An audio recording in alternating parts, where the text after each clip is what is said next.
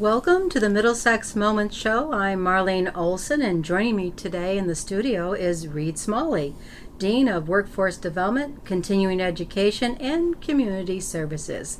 Well, that's a lot of territory to cover, so let's break that down a little bit.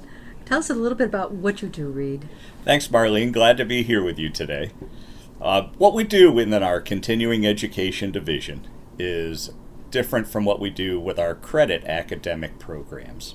Most people are familiar with colleges of earning associate degrees and certificates, but in the non-credit side, we don't issue any kind of credits, but we do have an approach where we offer credentials and certifications for training so people can go get a job. And we also offer an area we call personal enrichment, which draws a number of people that are just interested in things in history or mysticism or photography. We try to offer something for everybody, but our main emphasis is probably 90% of what we do is workforce development, where people can come in and earn a working credential in manufacturing or nurse's aide training or patient care technician or ophthalmology or security guard certification. I think that's got to be on everyone's mind today. If they don't have solid employment or they feel they're underemployed, they're looking for that. And my guess is it's not going to take them 2 years to get to where they need to go. Because a lot of these non-credit or continuing education programs specialize in really kind of fast-tracking that career, that entry level into the different industries. That's correct. And we have such a variety of courses that sometimes it's hard to keep track of all of them in my mind. We go from one day where somebody can earn a security officer certification to work as a security guard for, say, maybe a hospital or a company or a college and earn that credential. And then we have certified nurse aide, which is certified a state certification through Connecticut.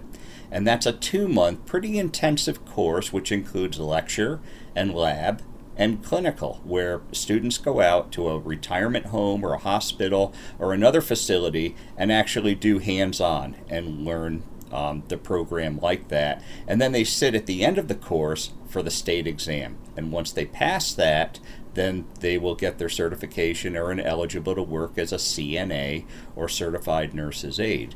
We also look at manufacturing, which is a hotbed of training here in Connecticut. We're one of 7 community colleges that offer a manufacturing program. We offer a 1-year certificate that can be pursued either as a daytime track or a nighttime track.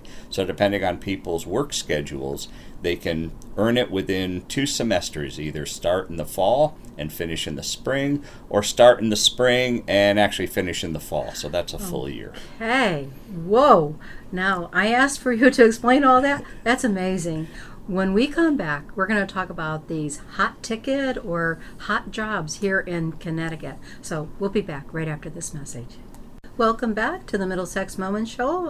Again, in the studio today with me is Reid Smalley. We've been talking about continuing education, what some people know as non-credit courses here at Middlesex Community College, but we really would like to delve into job opportunities across the state. So we were just talking about manufacturing being a hot ticket, hot job market. Tell us more about that. Well, manufacturing is hot all across the country, and Governor Malloy has made this a major initiative for Connecticut to really beef up the manufacturing sector. We have thousands of manufacturing companies within the state. We lost a lot of manufacturing companies in the last 20 years, but we still have a solid, large manufacturers to small 1 and 2 person shops for manufacturers. For the most part, we emphasize an area called precision manufacturing, and that's using high-tech equipment where people need math skills, problem-solving skills, good mechanical skills, and computer skills to be able to operate the equipment. So, this is definitely not your grandfather's manufacturing environment. That's correct. This is not. It's no longer dark, dingy, dirty, dangerous as it was in past times. And I think a lot of people think about that and saying, well, I'm not sure a manufacturing job would be right for me, but what you just described as high tech, well, that's a very different environment, a very different feel to manufacturing than we've ever had before. These are very clean environments, and every company that I visited, I'm still amazed at how clean their shop floors are. Seeing all this high-tech equipment, some with robotics, which students would have to go through a course to learn how to train on that equipment and get certified. And other areas where they have to use very precision machines where they start in a computer lab and program the task that they want to do, transfer it over wirelessly or maybe on a USB drive right into a computer numerical control or CNC piece of equipment, and the equipment reads the program and cranks out whatever piece of metal, plastic, or other material it is, and the student or the employee for a company would be there mostly to monitor, make minor changes as it's going through. But it's so exciting, and it's totally different from manufacturing 20 or even 10 years ago. So you said there's opportunities in this area. This is an area that is experiencing growth, and then certainly during this period of time, I don't know if we've actually come out of the recession. There's a lot of talk about that. I suppose that could be debated. But anyway, tell us about that. I mean, what kind of jobs could you get? What's the pay? Are there benefits? There is a huge need for manufacturing jobs. A huge need. Okay, you you have to huge need. explain. This is a big demand. This is a hot job. And mostly companies are looking in the area for CNC operators and programmers. Now again, CNC means computer numerical control, and it's the computer operations that drive these huge pieces of equipment. Okay. We won't get into the specifics of all of them, but it's just exciting, and it's really high tech and requires training. So it's not something where somebody comes in off the street and says, I want to operate a machine. They need to go through generally at least 6, maybe 12 months or more of training to be able to operate these. So what we do is build the foundational skills. And last year we talked to numerous companies, which we do every year, just to make sure we're offering what they need. And unanimously, that's got to be a top priority in today's market. Oh, unanimously, they all agreed,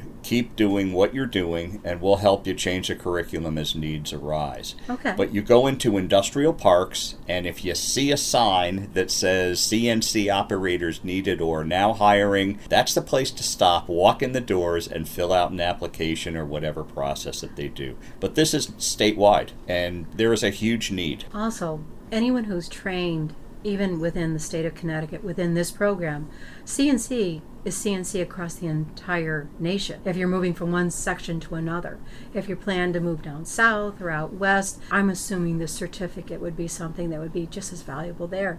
Exactly. Right. And that's what companies are looking for. Now, companies are also looking for people with 3 to 5 years experience. And that's one of the reasons why there are so many job openings. Okay. And companies are beginning to realize that people with 3 to 5 years job experience already are pretty fully employed. Right. And so they have to step out of that mindset, and which they are doing, and seeing, okay, colleges like Middlesex Community College are putting together, programs Right. and turning out students who are qualified in foundational skills. They hire them, and then they do on-the-job training with them. So this is kind of in lieu of that 3 to 5 years experience, where they say, or tell us why you are qualified for this job. This is where you would put in that you're gone through the training program at Middlesex and still apply for the program or for the job. Well, you mentioned wages, or I mentioned wages.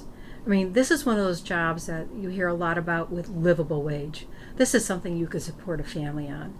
This is not working at McDonald's. This is not working at low wage jobs. This is something that's well compensated and typically has benefits with it as well. Is that correct? That's very correct. Okay. And overtime's involved with it too. Yeah. Students, once they get through and our program and receive a certification, can generally expect to make $15 to $20 an hour.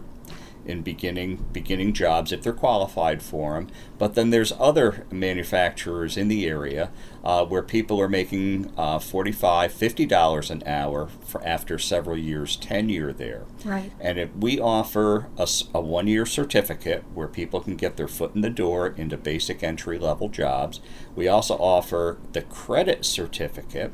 We offer a credit associate's degree, which gives them another foot in the door on a higher level, and from there they can go on and get a bachelor's degree, they can get a master's degree, and once you get a master's degree in one of these technical areas, you can pretty much write your ticket across the country and make high dollars. Okay, so we have this whole career ladder approach that seems to really be supported by the state, certainly by our governor. What type of person would do well in this area? Somebody who's got good math skills, good analytical problem-solving skills, a team player, but that's with any job anymore because you're always working with people regardless of whether you're operating a machine or sitting in a meeting doing problem-solving. Sure. So it's more analytical, people that are good with their hands and people that can think on their feet. And those are critical areas, and people that have an appreciation and an understanding of computer skills too. They don't have to be expert programmers, they don't need to have all these certifications, but they do need to understand the basics and how to program simple programs in order to operate CNC machines. So let's say somebody wants to get involved in this, and they go to what? They go give us a call, they go to the website. What would they encounter? What would be the process to get involved in a program like this? Mostly they come to the college, and a lot of times most of the people get connected with me. And if it's somebody who's interested in pursuing our credit certificate or associate degree, I forward them to the program coordinator. Okay. If they're looking to do a non-credit certificate, then we take care of them right here in our office, enroll them in the program. Everybody who's in the program, though, whether it's credit or non-credit, has to take a basic assessment skills. Okay, all right. And so they have to reach a certain level in math and in reading.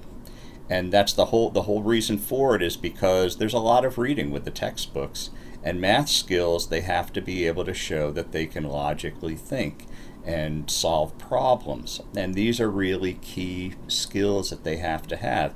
And we don't want to have somebody come into a program who has got no math skill at all and basically set them up for failure. Okay, that makes sense. We want all of our students to be successful, so we work with them to make sure they do have the right foundation. If I was thinking about something like this, but felt shaky in one or more of these areas, is there any place that I could go to kind of bone up on this or to kind of get myself in a better position? We offer several short-term online courses where they can bone up on math skills. They can also take some of the college credit courses, which we call remedial or developmental. Say they've been out of school for 20 years, and I find for math, it's a use it or lose it. And no so, doubt. So you need to go back and maybe refresh yourself and maybe take a refresher test or do some refresher practice before you even take the basic skills assessment, because it'll probably make a huge difference. Isn't there a program right now in Meriden that is looking at the adult learner and kind of transitioning them into college? That kind of, and I want to say it's through their higher ed division. I think that would be something that they would be well to look into, because it's going to address some of these areas. And it's, as far as I know, it's free. It's one of those programs that you can sign up for the Department of Higher Ed, and I think some of the programs run in the schools and some of it's run at the college. I'll find out more information and get back on that. All right, at this point, guess what? It's time for a break. So we'll be back right after these messages. Well, welcome back to the Middlesex Moment Show. I'm Marlene Olson, and today with me is Reid Smalley, and we've been talking about job opportunities across the country and, of course, here in Middletown area and the greater Connecticut area. Before we left the break, we talked about a program that might be free, and I've gotten some information while we're on the break, and it's called the Intensive College Transition. It is free. It's funded by the state. It's offered to anyone with a high school diploma or someone who graduated from one of the adult programs, and it does help you with your math skills, your reading skills, your English skills. It helps you transition into the higher ed environment. This is offered through Meriden and specifically through the Meriden Center.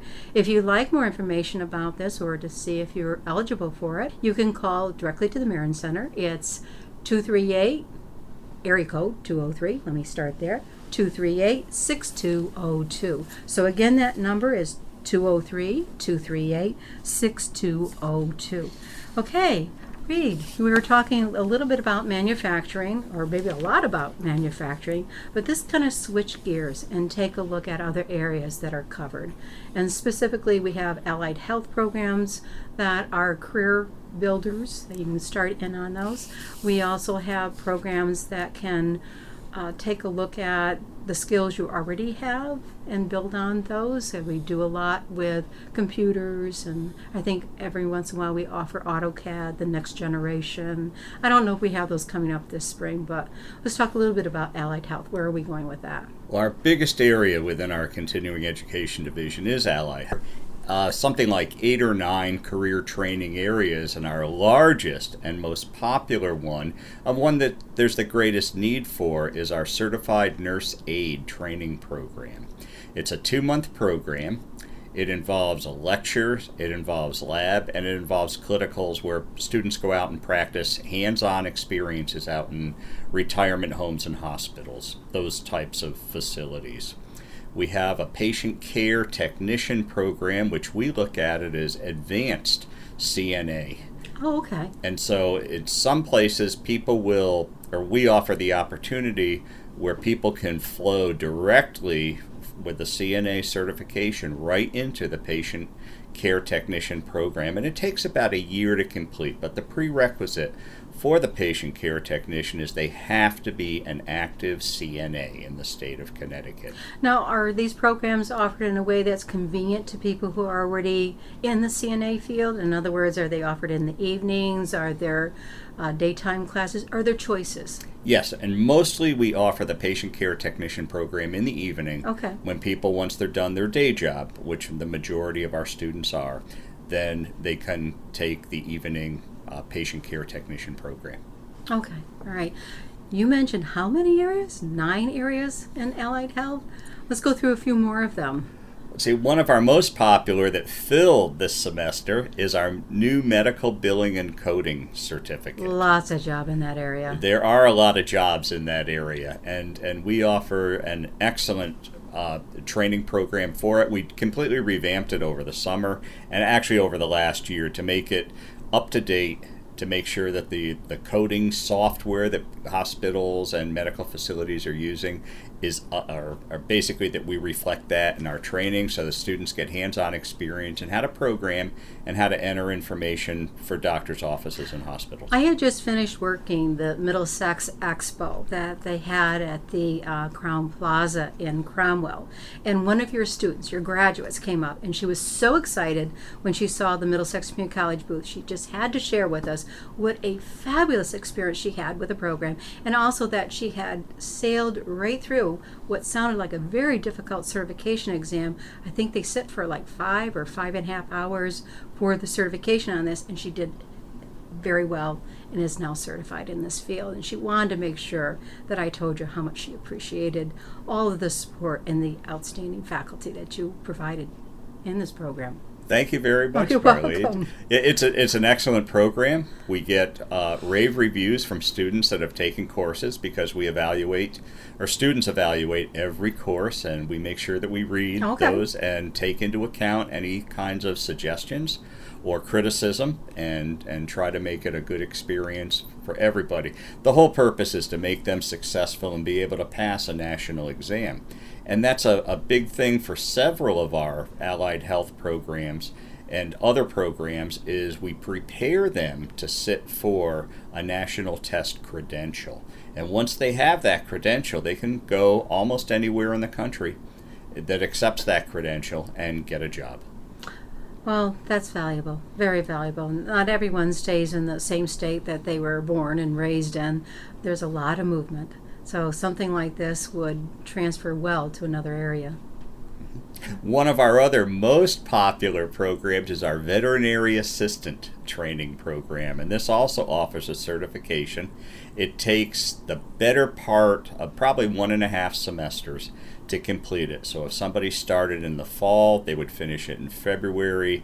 If they started it in February, they'd finish it in July. There's 3 courses in this, and the first is a 3-night Intro to Veterinary Assisting, and it's a required course just to make sure people find that they are cut out for working with animals. And then the other 2 courses are Veterinary Assistant 1 and Veterinary Assistant 2, and they're several months in duration, very intensive course with lecture and hands-on and lab. And so when students go away with the credential, usually they can get swept up wherever there's a job opportunity, because Middlesex Community College has an excellent reputation for this program, which they've also revamped over the past couple of years. Now, they can transition into becoming a full veterinary technologist, right? That's correct. From this program, they can then move into the credit side if they so choose.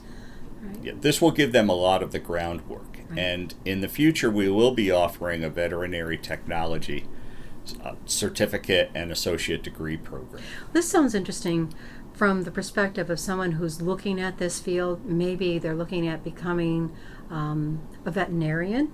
And before they go into that field, they might want to dip their toe into this to make sure this is something that's for them. Would you recommend that? And is there an age range on this? In other words, if I'm in high school and I'm considering this field, should I be encouraged to take this?